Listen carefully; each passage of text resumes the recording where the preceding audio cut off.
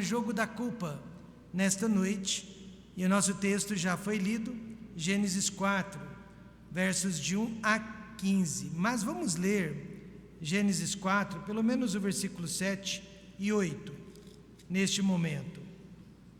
6, 7 e 8. E o Senhor disse a Caim: por que te iraste e por que descaiu o teu semblante? Se bem fizeres, não é certo que serás aceito? E se não fizeres bem, o pecado jaz à porta, e sobre ti será o seu desejo, mas sobre ele, sobre o pecado, deves dominar. E falou Caim com seu irmão Abel, e sucedeu que, estando eles no campo, se levantou Caim contra o seu irmão Abel e o matou. Você viu o processo do homicídio? Começou com a ira, começou com a tristeza e finalizou-se com o ato de homicídio. Querido Deus e eterno Pai, nos use para falarmos sobre esse assunto tão importante, principalmente para o momento em que nós estamos vivendo como sociedade. Peço ao Pai que a palavra do Senhor fale aos nossos corações, venha desvendar todos os mistérios, ela possa nos mostrar o que está acontecendo ao nosso redor, e ela possa nos dar instrução e direcionamento diante de tudo, ó Pai, que está acontecendo. A Bíblia diz que nós somos a luz do mundo. Não pode haver em nós confusão, não pode haver em nós, ó Pai, nenhuma dúvida. Por isso eu peço que o Senhor nos ajude a sermos realmente a luz do mundo neste momento. No nome de Jesus, amém. Você sabe que Adão culpou a Deus pelo seu pecado e depois ele culpou a própria esposa Eva. Essa, por sua vez, culpou a serpente, e a serpente já não tinha a quem culpar. Mas nenhum deles reconheceu os seus próprios erros. Então não é de se estranhar que agora Caim, o filho mais velho de Adão, seguiu no mesmo caminho, e ao invés de admitir os seus erros, ele achou mais fácil também culpar a Deus e posteriormente culpou ao seu irmão Abel. Apesar de antigo, irmãos, o jogo da culpa deixou de ser apenas um jogo, e agora, nos últimos dias que antecedem a volta de Cristo, o jogo da culpa passou a fazer parte da natureza e da essência do ser humano. O triste dessa história é que não só os jogadores deste jogo, mas até mesmo aqueles que não fazem parte do jogo são sempre prejudicados. No caso de Caim e Abel, de quem foi a culpa? Do primeiro homicídio que ocorreu na face da terra. Será que foi de Deus? Será que foi de Adão e Eva? Será que foi de Caim? Ou talvez do próprio Abel, que foi a vítima? Caim teve certeza que a culpa não foi dele. De quem foi a culpa então? Do massacre que ocorreu na escola presbiteriana, na cidade de Nashville, no Tennessee, Estados Unidos da América, no último dia 28 de março. 3 criancinhas e 3 professores foram fatalmente alvejados por uma pessoa de 28 anos de idade, que planejou aquele ataque com antecedência. A mídia, como sempre, culpou a própria escola. Vocês acreditam nisso?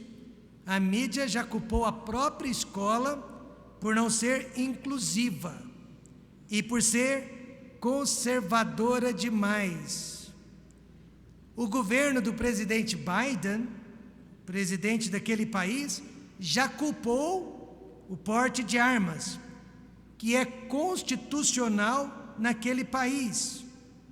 Mas, por incrível que pareça, ninguém culpou a própria pessoa do assassino. Na história de Caim e Abel, de quem foi a culpa? A arma que Caim usou para matar o seu irmão nem sequer foi mencionada no texto. Nós não sabemos o que ele usou para tirar a vida de seu irmão caçula. se ele usou uma pedra naqueles dias, se ele usou uma faca esculpida na pedra, ou se ele usou uma flecha feita de madeira, ou se ele usou as próprias mãos. Só sabemos que ele matou o seu irmão, tirou a vida de seu irmão. A respeito da culpa, nós precisamos entender que ela pode ser individual ou ela pode ser coletiva, mas ela jamais será de um AR-15 ou de uma espingarda Kel-Tec Sub 2000. Aqui no Brasil, um jovem de 25 anos matou 4 criancinhas dentro de uma creche com uma arma branca, ou seja, com uma machadinha, e não com uma arma de fogo. E antes dele, uma semana antes dele, um aluno de 13 anos de idade matou uma professora idosa com 73 ou 74 anos de idade com uma faca. Então eu creio que nós podemos dizer nesta noite que a arma é o ser humano. Amém, irmãos? O ser humano é a arma. Portanto, a culpa é da natureza humana, é da índole e da essência do ser humano.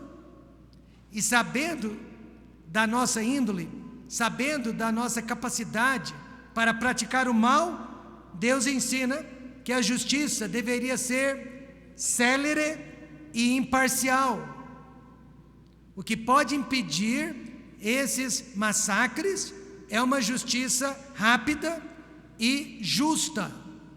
Deus disse em Eclesiastes 8:11: porquanto não se executa logo, rapidamente, o juízo sobre a má obra, por isso o coração dos filhos dos homens está inteiramente disposto para fazer, diga alguém, o mal. O coração do homem está disposto a praticar o mal por causa da impunidade, porque não há justiça célere e imparcial cuidando desses assuntos. A pessoa que realizou o massacre na cidade de Nashville, ela está sendo tratada agora como vítima da opressão, pasmem, do cristianismo, da opressão dos cristãos. E essa não é uma boa notícia para as igrejas e para as escolas conservadoras e confessionais. Como Deus tratou o primeiro pecado de homicídio no mundo, nós vamos ver que Deus tentou prevenir aquele primeiro homicídio. Deus tentou salvar aquele homicida e Deus julgou o homicídio. Em primeiro lugar, Deus ensinou o caminho da verdade. Veja o verso 1. E conheceu Adão, a Eva, sua mulher, e ela concebeu e deu à luz a Caim. E disse: alcancei do Senhor um homem. Deus havia prometido que a semente da mulher iria salvar o mundo do pecado e derrotar o diabo que os havia enganado. Ao nomear seu filho Caim, dando-lhe este nome Caim, Eva, ela estava demonstrando esperança de que o seu filho já fosse o Messias prometido por Deus. Ela estava errada sobre Caim, mas ela não estava errada sobre o Messias. Desde então, Jesus Cristo é o caminho da verdade. Adão e Eva entenderam isso. Abel, o segundo filho, também entendeu isso. Mas Caim foi o único que não entendeu ou não quis aceitar. Como sabemos disso? Por causa das ofertas que os dois irmãos trouxeram perante Deus. Verso 3: e aconteceu que ao cabo de dias, que Caim trouxe do fruto da terra uma oferta ao Senhor. Ao cabo de dias, quer dizer, irmãos, que havia um dia marcado, uma hora marcada e um lugar marcado para se trazer ofertas a Deus. O dia, não sabemos qual era, mas o lugar, provavelmente, foi a própria árvore da vida, que naqueles dias estava sendo guardada por um querubim. conforme Gênesis 3, verso 24. E ali os rapazes se encontravam com Deus. A oferta de Abel foi aceita, pois ela refletia a promessa a respeito do Messias. Mas a oferta de Caim foi rejeitada, pois ela refletia a mentira que o diabo havia contado para o casal: sereis como Deus, sabendo o bem e o mal. Caim queria ser aceito através das obras de suas mãos, enquanto que Abel queria ser aceito através do sangue derramado de uma ovelha inocente, imaculada. Agora observe que a nossa história começou com uma ovelhinha sendo sacrificada por uma única pessoa, Abel. Depois já foi uma ovelhinha sendo sacrificada por uma família inteira no Egito. Em seguida, já foi uma ovelhinha sendo sacrificada por uma nação inteira no dia da expiação. E finalmente, o próprio Cordeiro de Deus, que foi sacrificado pelo mundo inteiro. Amém, irmãos? Começou com Abel, até que Jesus Cristo foi sacrificado pelo mundo inteiro. João 1:29 diz: no dia seguinte, João viu a Jesus, que vinha para ele, e disse: eis o Cordeiro de Deus, que tira o pecado do mundo. Caim teve toda a oportunidade para não ser um pecador, para não ser o primeiro homicida, mas ele não aceitou a verdade de Deus. Antes, seguiu a verdade do seu próprio coração. Como sabemos disso? Porque no verso 5, irou-se Caim fortemente e descaiu-lhe o semblante, ira e tristeza. A pessoa que cometeu o massacre na escola presbiteriana já havia sido estudante daquela escola quando criança, quando adolescente, quando jovem, e ela só voltou para se vingar de seus professores e dos alunos. E uma das vítimas, uma das 3 crianças, era a própria filha do pastor daquela igreja e diretor daquela escola. Agora, veja a semelhança dos acontecimentos. Perceba como que a nossa visão de mundo precisa ser a visão bíblica, precisa ser a visão de Deus. Amém, irmãos? Nós não podemos ter outro tipo de visão deste mundo. Caim tentou mudar a verdade de Deus em mentira. Ele achou que podia mudar a verdade. Ele achou que não precisaria de um Salvador e que poderia salvar a si mesmo. E agora o mundo ensina que o homem também pode mudar a natureza biológica, de macho para fêmea e de fêmea para macho, causando grande confusão na mente de nossas crianças, na mente de nossos filhos. E o motivo de Caim e o motivo deste mundo é o mesmo. Assim como Adão, Eva e Caim queriam ser como Deus, os homens querem ser mais do que Deus. Eles querem mudar a natureza, eles querem mudar a genética. Mas eu tenho uma notícia para dar para este mundo: só Jesus Cristo foi capaz de mudar água em vinho. Amém, irmãos? Ninguém mais pode mudar a natureza que Deus criou. Amém, irmãos? Paulo disse: porque nada podemos contra a verdade, senão pela verdade. Deus nos ensinou a verdade e nós não podemos abrir mão desta verdade. Salvação somente em Jesus Cristo. Além da verdade, Deus ensinou a responsabilidade individual. No verso 7, Deus disse: se bem fizeres, não é certo que serás aceito? E se não fizeres bem, o pecado jaz à porta, e sobre ti será o seu desejo, mas sobre ele, sobre o pecado, deves dominar.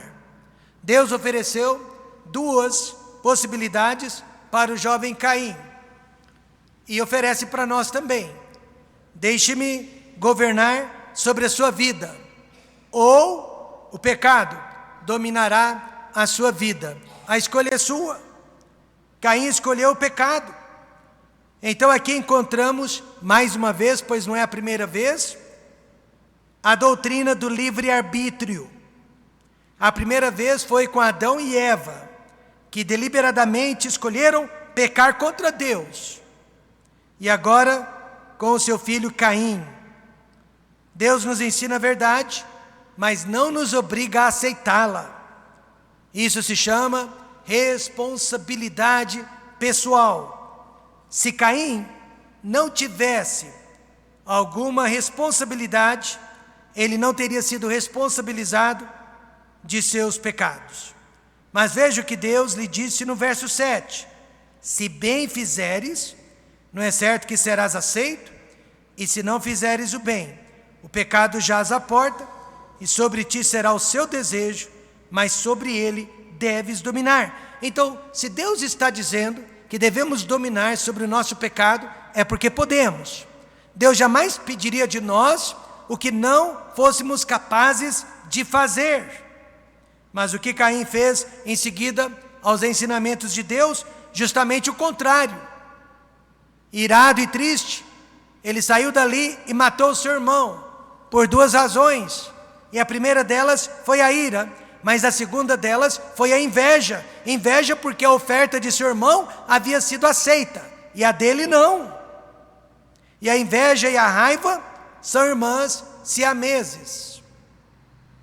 Caim usou de enganação e conseguiu levar o seu irmão para um lugar isolado, talvez para um lugar afastado, a fim de matá-lo. Ou seja, foi um homicídio premeditado. Ele planejou de antemão, com antecedência, aquele assassinato. Se fosse nos dias de hoje, Caim seria considerado uma vítima da sociedade. Ele sofreu bullying de Deus, porque Deus ousou dizer não para ele. Deus ousou rejeitar a oferta dele. Ele foi desprezado por Deus.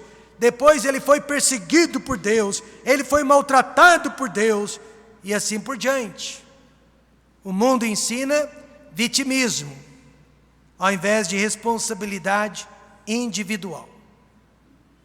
Os pais dos direitos civis nos Estados Unidos, o reverendo Martin Luther King Jr., ele tinha um sonho de que um dia todos os seres humanos não seriam mais julgados pela cor da sua pele, mas que seriam julgados de acordo com a essência do seu caráter.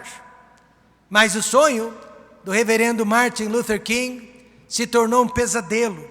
E hoje em dia as pessoas não estão só sendo tratadas de acordo com a sua raça, de acordo com a cor da sua pele, mas também por suas preferências sexuais. Caráter virou uma piada. Antigamente, o patrão despedia um funcionário que não queria trabalhar, que chegava sempre atrasado ou que não dava conta do serviço. Agora, quando há uma demissão, o patrão pode ser processado e acusado de racista, dependendo da cor da pele da pessoa, ou de preconceituoso, dependendo da preferência sexual da pessoa mandada embora. Quantos concordam que o mundo está muito difícil? Se correr, o bicho pega. Se ficar, o bicho come. Mas o que a palavra de Deus ensina sobre esses últimos dias? Mas os homens maus e enganadores irão de mal para pior, enganando e sendo enganados. Eu sei de muitas pessoas que estão desesperadas por causa desses últimos acontecimentos, porque o mundo nunca esteve tão ruim. Mas ao invés de ficar desesperado, a palavra de Deus diz: olhe para cima, porque a sua redenção está mais próxima do que nunca. Olhe para cima, porque a volta de Jesus está mais próxima do que nunca. Dois irmãos cresceram dentro de uma mesma casa, com um pai que era alcoólatra, viciado em drogas, criminoso e violento. Imagine crescer dentro de uma casa com um pai assim, e esses dois irmãos tiveram destinos diferentes. O mais velho, como pai, se tornou um criminoso, um alcoólatra, viciado em drogas e violento, e foi parar na prisão.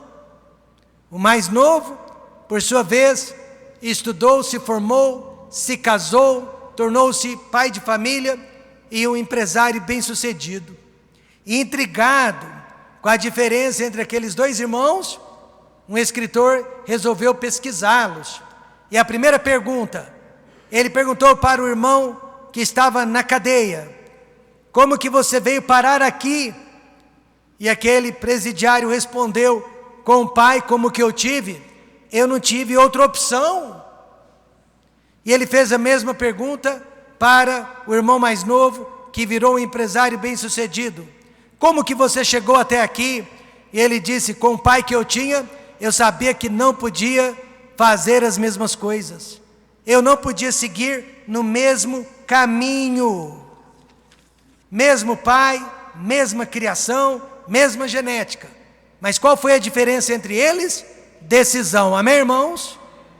Decisões diferentes.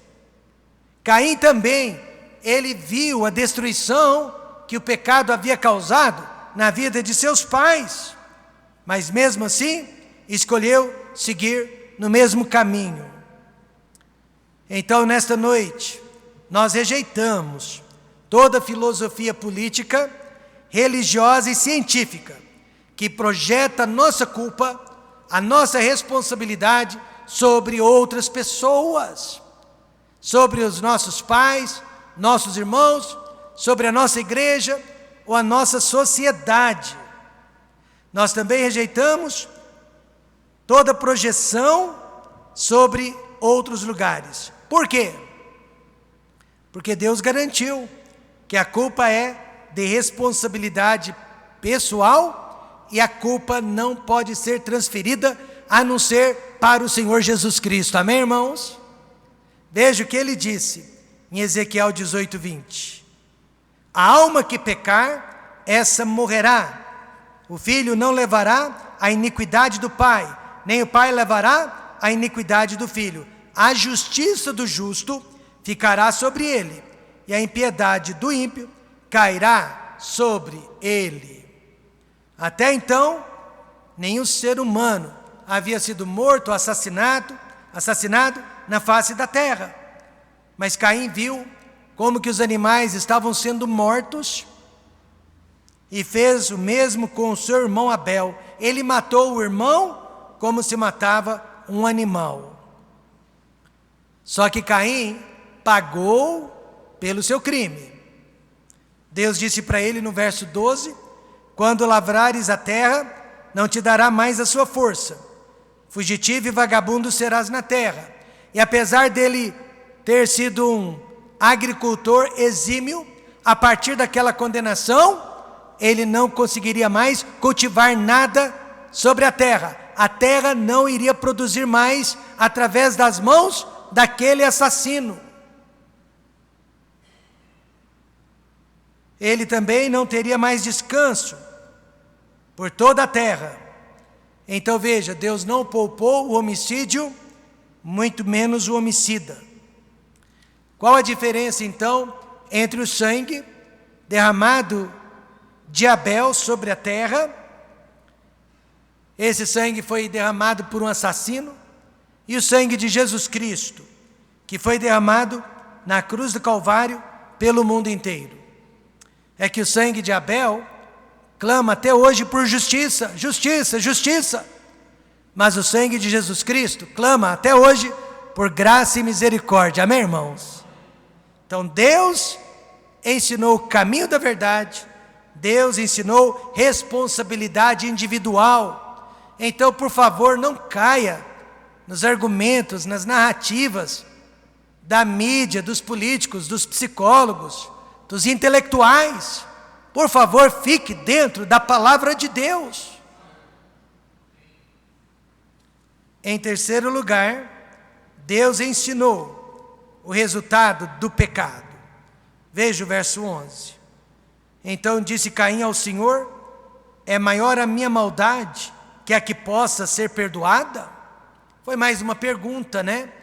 Do que uma afirmação. Caim não se sentiu mal pelo pecado, hora nenhuma sentiu dor pelo que causou aos seus pais e ao seu irmão, mas somente se sentiu triste pela punição que ele recebeu da parte de Deus. E agora a história se repete, até os dias de hoje. Os homens choram pelas consequências, mas nunca pelas ações de seus pecados. Aí Deus colocou uma marca sobre Caim. Ninguém sabe que marca foi esta, mas podemos especular que tenha sido a marca do anticristo, 666. Por que podemos especular que seja 666? Porque quem receber um dia essa marca jamais poderá ser salvo, jamais poderá ser perdoado, jamais poderá ser restaurado, jamais poderá se tornar uma pessoa de bem. Deus colocou essa marca sobre ele para mostrar que ele seria para sempre sobre a terra fugitivo e vagabundo, mas também para dizer que ele já havia sido condenado e ninguém mais poderia condená-lo além de Deus. Foi então um ato de justiça, mas até de misericórdia ao mesmo tempo. Concluindo, não vale a pena pecar. Por causa da ira e da inveja, Caim perdeu a comunhão com Deus, com seus pais, com seu irmão. E você sabe que hoje em dia, por causa de preferências políticas, religiosas e sexuais, muitos filhos estão trocando a sua família imediata, os seus verdadeiros amigos, por este mundo vazio, sem sentido e sem Deus. Precisamos cessar o jogo da culpa. Quero terminar com essa frase, com esse pensamento. Você não culpa sua sombra pela forma de seu corpo. Da mesma forma, não culpe os outros pela forma da sua experiência. Novamente, você não culpa sua sombra pela forma de seu corpo. Da mesma forma, não culpe os outros pela forma da sua experiência. Não jogue mais o jogo da culpa. Deus só perdoa, salva e restaura a pessoa que verdadeiramente se arrepende dos seus pecados. Vamos fechar os olhos e vamos orar.